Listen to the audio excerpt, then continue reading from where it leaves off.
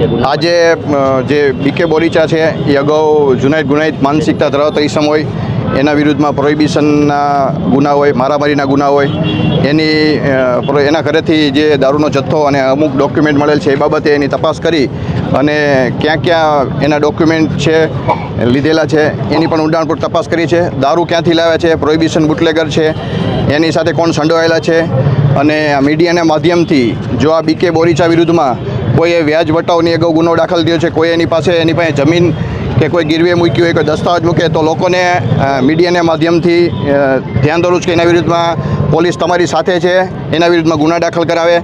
એવા કોઈ ઈસમોને પોલીસ એને કાયદેસરની કાર્યવાહી કરી એની ધરપકડ કરી રિમાન્ડ લઈ અને જો કોઈ એવા વ્યાજ વટાવમાં સંડોવાયેલા અન્ય ઈસમો હોય તો પણ પોલીસ પાસે આવી એની ફરિયાદ કરી અને એની કાયદેસરની કાર્યવાહી કરવામાં આવે છે. આ બીકે છે એની પણ જૂની વ્યાજ વટાવવાના ફરિયાદ છે. બીજી પણ 2-3 અમારે એની પાસે ડોક્યુમેન્ટ મળે એની પણ તપાસ ચાલે છે કે જેને પણ વ્યાજ વટાવવાનો ધંધો કરી પોતે દારૂનો પણ ધંધો કરેલ છે.